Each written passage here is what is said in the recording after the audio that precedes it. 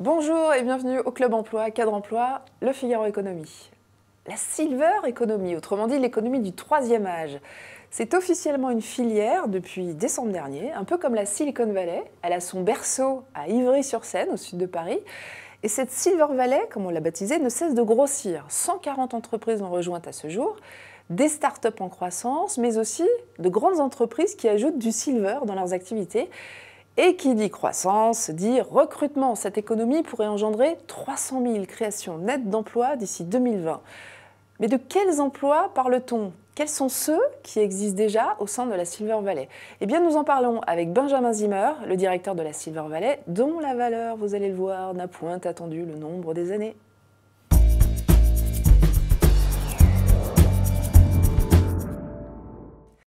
Benjamin Zimmer. Bonjour. Bonjour. Soyez le bienvenu. Donc, vous êtes le directeur de la Silver Valley. Alors, expliquez-nous. La DARES, le ministère du Travail, parle de 300 000 créations nettes d'emplois d'ici 2020 dans la Silver Economy française. Mais alors, au sein de la Silver Valley que vous dirigez, vous en êtes à combien aujourd'hui? Alors aujourd'hui, l'activité que nous représentons au travers de la Silver Valley représente un peu plus d'1 millier d'emplois. Ces emplois sont répartis dans différents secteurs industriels. L'objectif, c'est de fédérer 300 acteurs en Île-de-France sous la marque Silver Valley et sous notre organisation Silver Valley d'ici 5 ans. Et on espère d'ici 5 ans créer 5 000 emplois, ou en tout cas référencer 5 000 emplois sur le secteur de la Silver Economy en Île-de-France. Fédérer 5 000 emplois au sein de la Silver Valley? Alors, c'est fédérer au sein de notre organisation les acteurs économiques et sociaux qui vont créer de l'emploi, mais qui n'ont pas tous vocation à être sur un lieu physique. C'est des acteurs qui sont localisés en région Île-de-France. Ouais. Nous, notre intérêt, c'est de les rassembler pour qu'on puisse organiser des événements, réfléchir ensemble à de nouvelles idées, à de nouveaux projets, tester ces nouveaux projets, réfléchir à la distribution de ces produits, réfléchir à comment on va acheter ces produits. Voilà, nous, notre rôle, c'est d'être un initiateur d'action, de réflexion. Voire un accélérateur. Voire un accélérateur, tout à fait, entre l'offre et la demande. Alors, quand on parle des métiers, c'est ça qui nous intéresse de cette filière du vieillissement et de l'autonomie des personnes âgées, de quels métiers parle-t-on? Est-ce que vous avez des exemples à nous donner? Alors, il y a énormément de métiers. Déjà, il y a des métiers, on peut les classer à 2 niveaux. Il y a ceux qui sont assez traditionnels du monde de l'entreprise, de la création de l'entreprise. Donc, ce sont des entrepreneurs, souvent de profil ingénieurs, commerciaux, designers, qui ont une idée et qui veulent aller plus loin dans leur idée. Donc, concevoir un prototype, puis si ça fonctionne, aller jusqu'à un lancement programmé d'un produit industriel. Donc là, ce sont les métiers de l'ingénierie, du management de l'innovation, du financement, du marketing, de la communication, ouais. Du design évidemment. Les métiers aussi qui sont liés à l'ergonomie des produits. On retrouve, et ça c'est peut-être une spécificité dans ce secteur, des acteurs qui sont des ergothérapeutes, donc qui interviennent au domicile, qui ont une bonne connaissance des besoins des personnes lorsqu'ils ont eu un petit problème dans leur vie de tous les jours. Ils sont tombés, ils se sont cassés le col du fémur. Il faut un peu adapter l'habitat pour qu'elle puisse continuer à vivre chez elle, cette personne.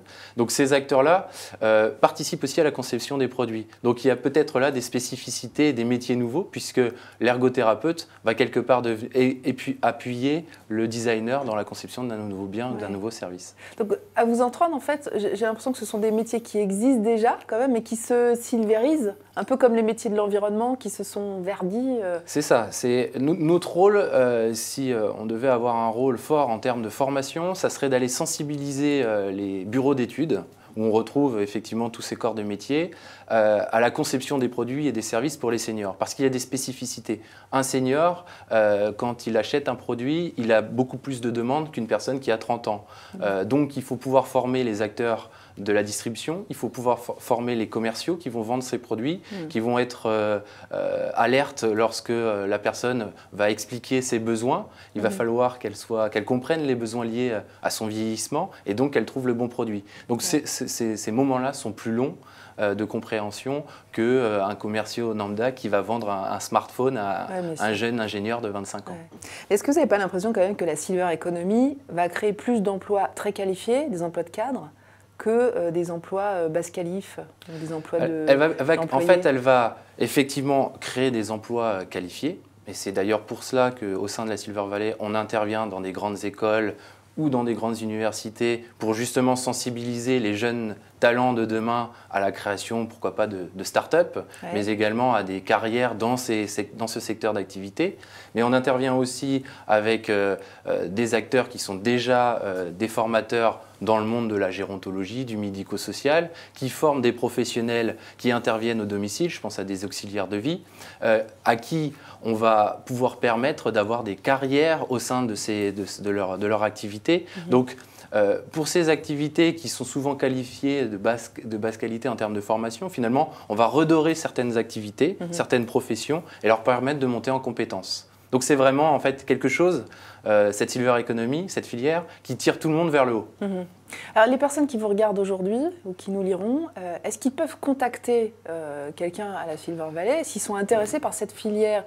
Est-ce qu'aujourd'hui, il y a quelqu'un au bout du téléphone, voilà, je voudrais travailler dans cette filière, qu'est-ce que je peux y faire? Est-ce qu'on peut m'enseigner? Et notre rôle, effectivement, si les personnes qui sont intéressées de travailler dans ce secteur veulent y travailler, pour le moment, il faudra attendre la fin de l'année pour nous contacter, mais on va mettre en place un catalogue de formation académique, continue et professionnelle pour toutes les personnes. Il va falloir effectivement mesurer quelles sont les formations à développer et avec qui le faire, parce que ce n'est pas nous qui allons faire toutes ces formations, on va le faire en partenariat, mais nous aurons à la fin de l'année un catalogue de formations qui présentera effectivement les opportunités de formation pour ceux qui veulent travailler dans la Silver Economy. D'accord, et travailler dans la Silver Economy, alors si on peut donner quelques exemples de produits ou de services qui existent déjà.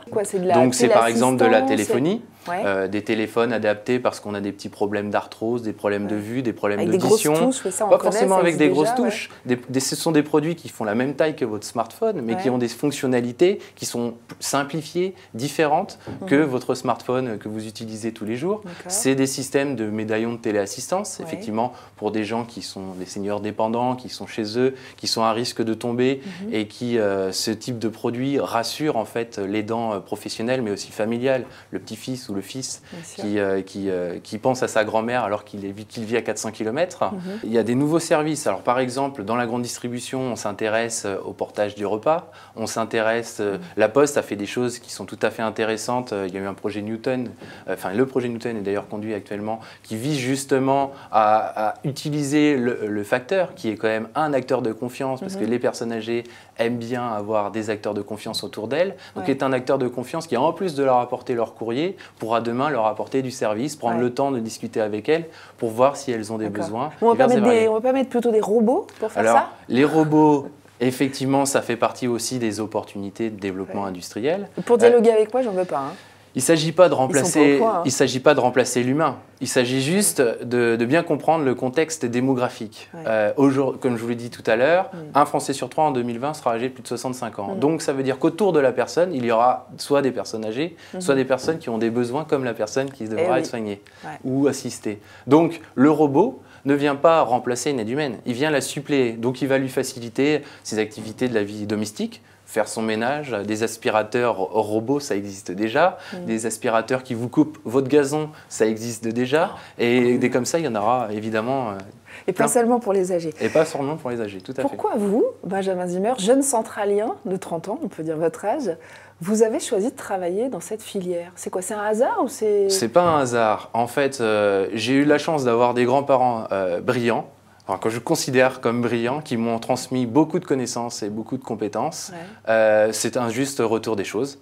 Ah oui, travailler pour vos grands-parents? Je travaille pour mes grands-parents, mais je travaille aussi pour moi, pour mes parents, pour mon fils qui vient de naître. Mais ce qui aussi me plaît beaucoup, c'est...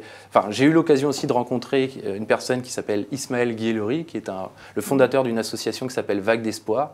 Il est amputé tibial, il fait du surf comme beaucoup de surfeurs professionnels.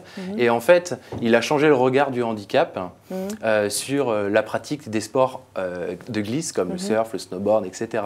Et c'est lui qui vous a convaincu de travailler pour les âgés? Il ne m'a pas convaincu de travailler pour les âgés, il m'a juste convaincu de regarder différemment l'être humain et donc finalement l'être humain est doué de plein de capacités, à nous de lui offrir justement l'expression de ses capacités au travers de produits et de services. Et donc c'est ça qui m'a convaincu. Moi, l'innovation, ça me plaît énormément.